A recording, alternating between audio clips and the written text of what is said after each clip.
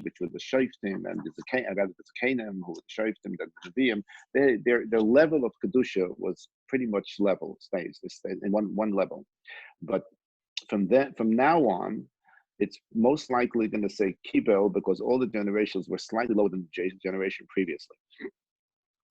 Antigonus was the Talmud of Shimon HaTzadik, and being that he said Torah, Avodah, V'Gemilas Chasadim, so he picks the topic of Torah. Torah, he says like this: Al tihiyu ka'avodim hamishamshim esarav al manas l'kabel pras.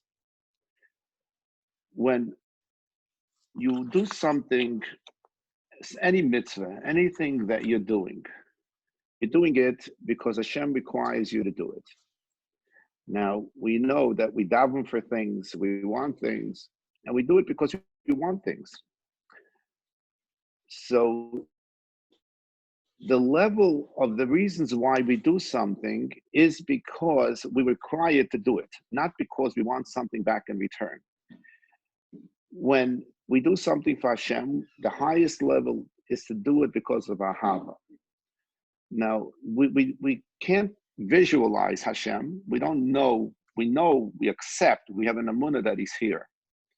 But if, let's say, there was a story where somebody lost his job, or he had no parnasa whatsoever, something happened, and he was doing well, and all of a sudden things went sour. And then he gets a knock on the door. To the door, and he sees a fellow he recognized from the neighborhood, and he tells him, "Hi, good afternoon, Chaim. How could I help you?" So Chaim says, "Listen to me. I heard things you're doing very poorly. I personally had an exceptional year previously, so I really would like to help you out because I'm looking for people to help, and I feel that I should give back." And he says, "I'm going to pay your rent, and I'm going to give you every single week $500, and I'm going to come with $500 bills, and I'll pay your rent separately." Of course,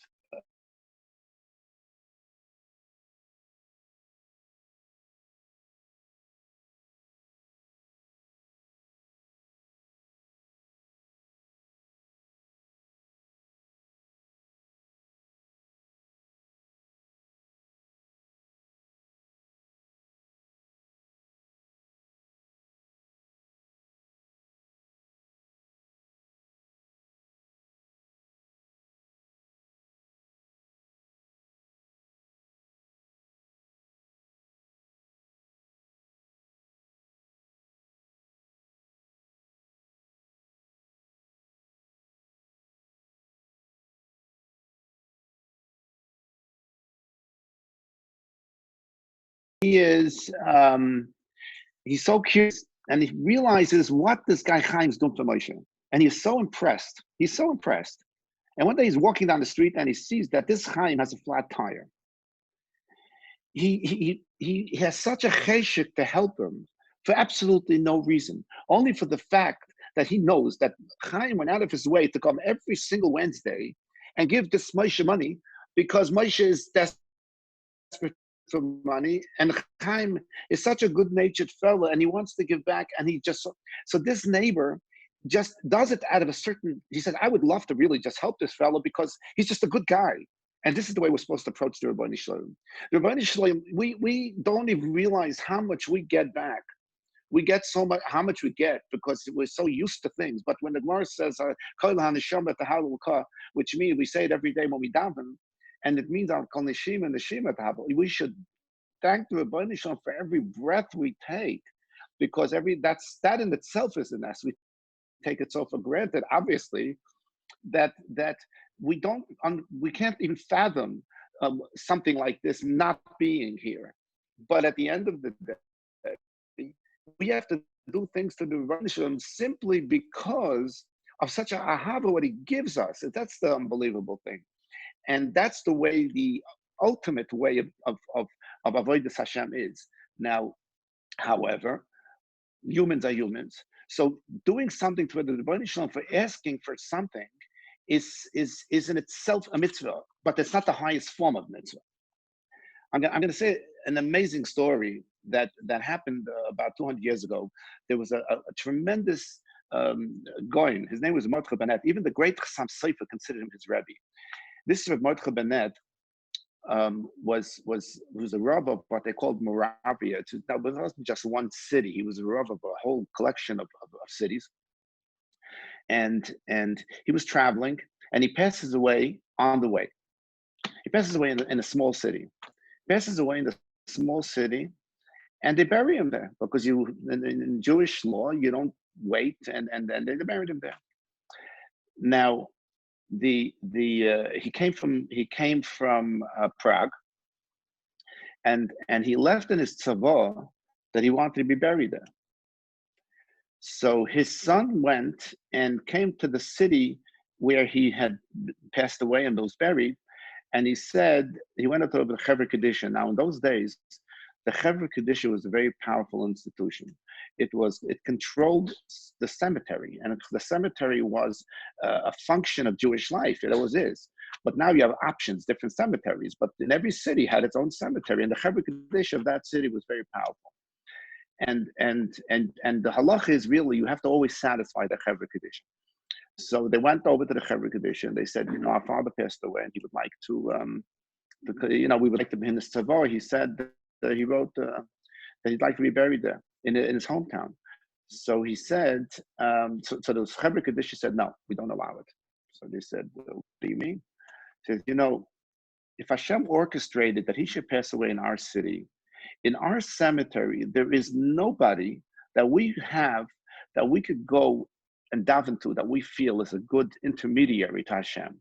Your father was such a great man, and there's nobody, forget about it, nobody close. Our city is a pasha to eat, and we're all very good people, but none of us had such a rabbi that passed away here, that's buried here rather, that we can go to, and we don't want to let him go. It's a big problem, because you can't fight with a Chevra Kedisha. So they said, let's go to a Din Torah. And that Chevra Kedisha has to listen to the Din Torah. So they said, let's write to the Chassam Sofer. So they wrote to the Chassam Sofer. And Chassam Sofer in his time was like the ultimate authority almost. There was very few people that people looked up to the point of the Chassam Sofer. And I remember the Chassam Sofer considered Mordechai Bennett his Rebbe. And he tells him, and he writes down a psak. He writes down a psak that if he wrote in the tzavah that he should be buried in his city that he wants to be, so we have to listen to him. That's how he wrote in his psak. And then he went to sleep. He went to sleep, and in the morning he changed his mind. And he said, no, leave him there. Leave him there for 7 months. And after 7 months, take him out of there and bury him where he has to be buried. So, and nobody knew why. And that's what they did.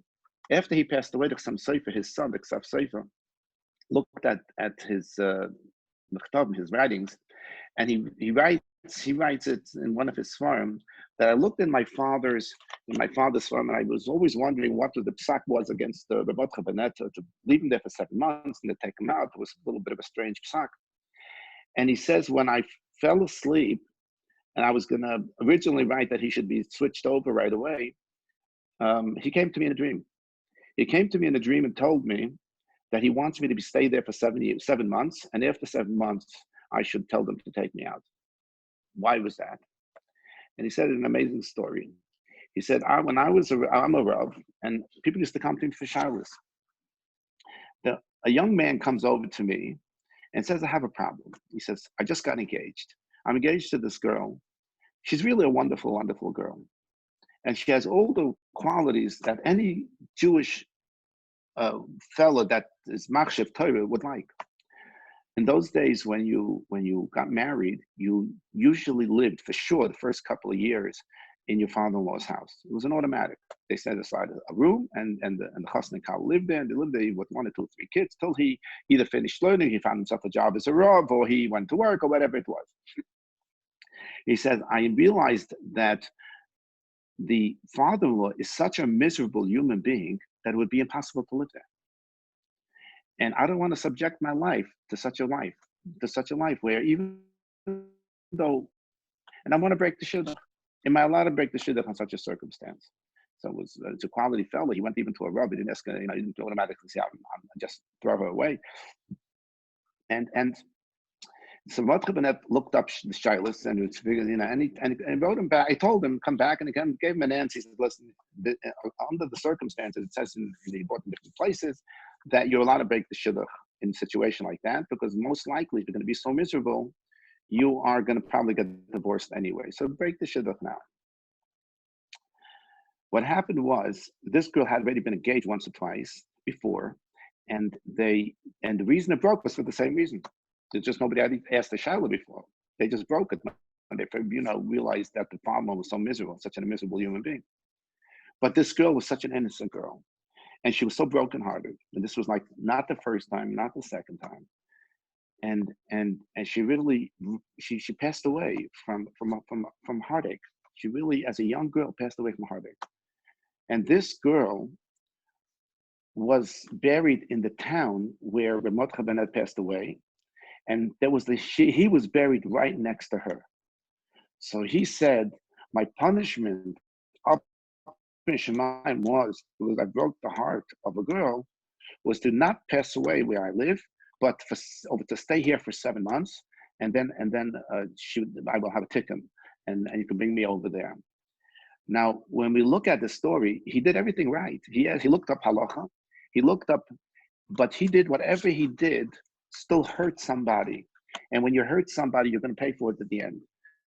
And even though halachically he did the proper thing, but on the Yiddish neshama was hurt. When we do something, anything, even if you do the right thing, you're supposed to do it completely altruistically, completely for Hashem. And here was an interesting story with, even if he did something like that, we have to realize that we have to watch each and every one of our things, everything that we say and everything that we do. Because if somebody gets affected by it, then you end up having to pay for it at the end. So let me just tell you what he says over here. Don't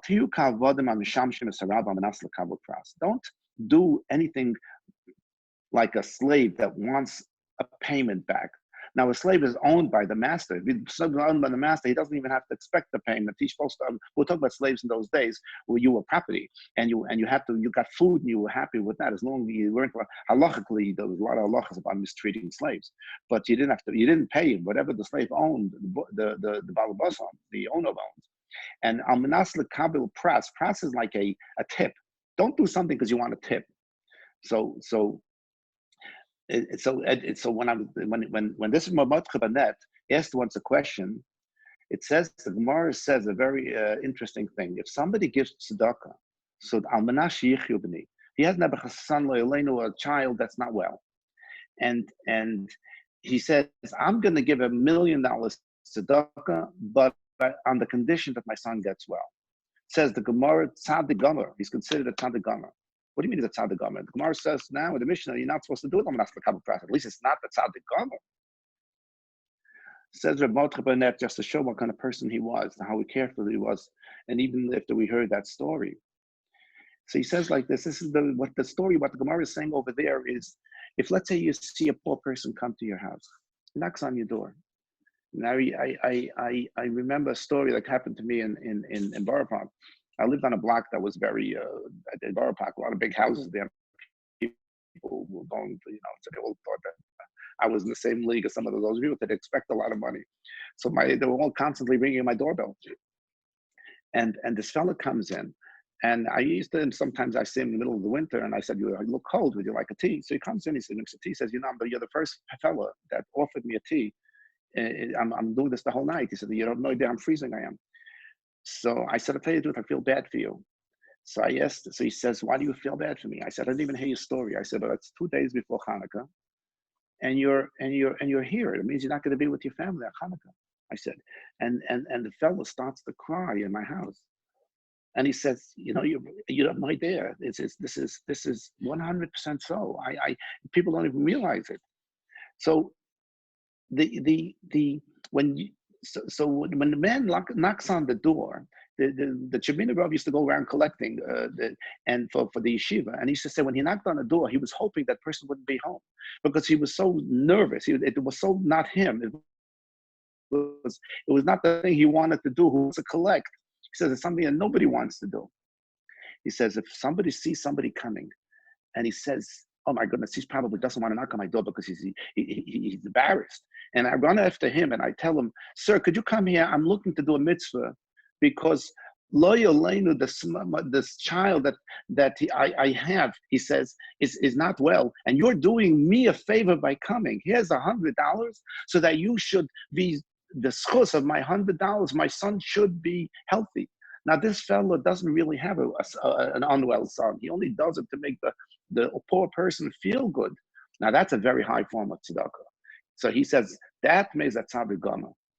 So that's how he answers the Gemara. When the Gemara says, and he does it really to make the ani happy. That's what the quality of person Rav Mordechai Bennett was. Yet he had to suffer 7 months and staying in the neshama is very unhappy if the guf is not happy and it's not in the right place. So this is what the great Rav Mordechai Bennett. So the Mishneh continues. When you do something for the Rebbeinu Shloim, the rabbis over here, we're talking about the Rebbeinu Shem.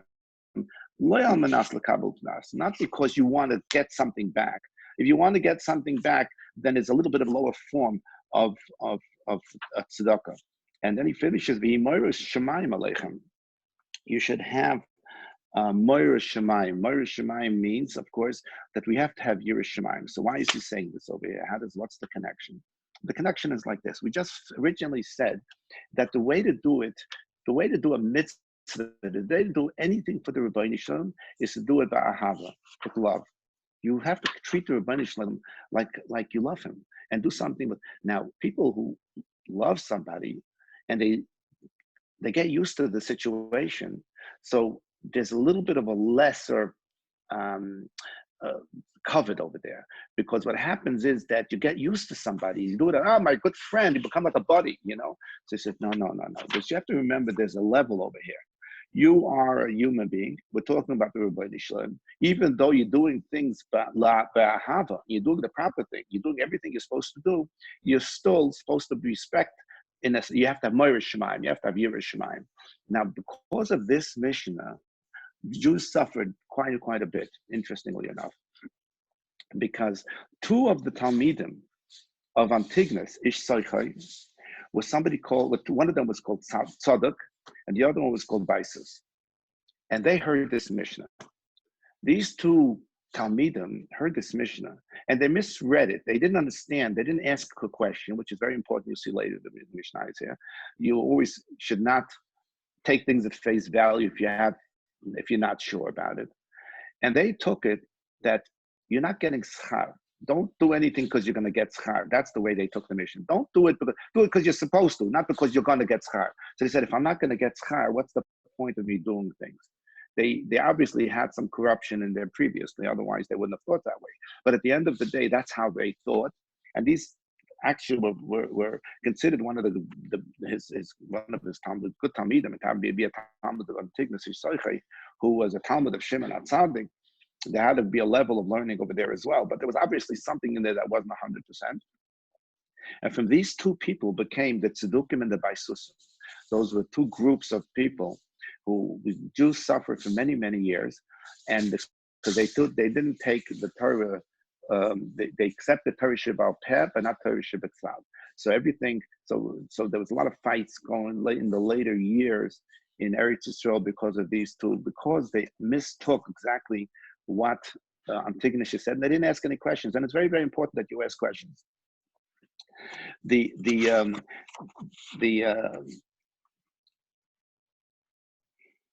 Vilna Gaon, there was a time that he didn't have an esrog. There was, in Europe, there were many times there were only one or two esrogim for a whole city, because today it's very easy to go from one country to another country. In those days, if there was a war, or for any reason, there were no esrogim. And so the Vilna Gaon didn't have an esrog one Sukkot. It was 2 weeks before Sukkot, and they couldn't find an esrog for any esrog. Forget about the esrog that the Vilna Gaon should get. And so they sent out a shluach to find an esrog, and he went from town to town to anybody have an esrog. And nobody had an esrog. Imagine that. You can't even fathom it. Go down Avenue J or 13th Avenue, anywhere you go, and the esrogim are flying all over the place. And finally, somebody said that there's a wealthy man in a certain city that has an absolutely gorgeous esrog. Somehow he got his hands on an esrog. So the guy ran to this fellow and said, listen, the great Vilna Gaon doesn't have an esrog. Maybe you give it to the Vilna Gaon. We're willing to pay. The city of Vilna is willing to pay whatever you paid for 10 times over. So the man starts to laugh and he says, you're going to offer me money? He says, I got more money than I can ever use in my lifetime, my children, my grandchildren. There's nothing you can offer me financially. That he says, well, what can? So he pauses and he says, you know what? I'll tell you what. I'll give you the esrog on one condition. I'll give you the esrog if you tell the Vilna Gaon that the schar for the mitzvah, the Vilna Gaon using the esrog, which is not the same as if I would be benching esrog, should come to me, because without me you wouldn't have an esrog. A little bit of a chutzpah to ask for it, but I guess when you're so wealthy, you have guts to do these things. And so the man had no choice. He looked at it and he said, he figured, listen, I got to come back with an esrog. So he said, okay, as a shliach, I'm going to agree to it. And he comes back to Vilna and he's thinking, and he gives the esrog, and everybody is, wow, not only just an esrog, but such an esrog. So the guy says, hesitated, didn't know how to say, he was afraid to say anything. So what he does was, he figured, I promised that, so I have to tell it to the Gaon before Yom Tov. So that first morning, he runs to the Vilna Gaon. He says, before you bench esrog, I have to tell you a story. And he tells him what happened. And he says, listen, I didn't know what to do. And the Rebbe needed an esrog. So what should I do? So he says, so Vilna Gaon starts to laugh and he starts to dance. He said, Rebbe, why are you so happy? So he said, why am I so happy? He says, the Torah says a person has to have an esrog. The schar for doing esrog benching is so unbelievable. Every mitzvah is the schar that we get is so unbelievable. The amount of schar that a person gets for one mitzvah, the Gemara uses a lashon, schar mitzvah b'hai al maleka. You're not going to get paid in this world. You're going to get paid in the future world. Why is that? Although, except for two mitzvahs that the Gemara says, the Torah says, Aruch HaSyamim, which is Shluach HaKain and Kibbud Avayim. So the question is, why can't you get in this world anything? Because it's not physically possible for all the great things in the world that I would be able to give you. That's still the schar that you're going to get for one mitzvah in Olam Haba. So when it says schar mitzvah b'hai al maleka, not that the Rosh Hashanah is not going to make you have a good life. The best life you have is not even a million of 1 minute of schar in Olam Haba. So how could that? Is there a payment on this world? There is no physical payment on this world. That's the point of schar mitzvah b'hai al maleka. So he says, this Vilna Gaon, I just gave up my schar mitzvah for doing this mitzvah of esrog. I'm willing to do it. I accept the condition.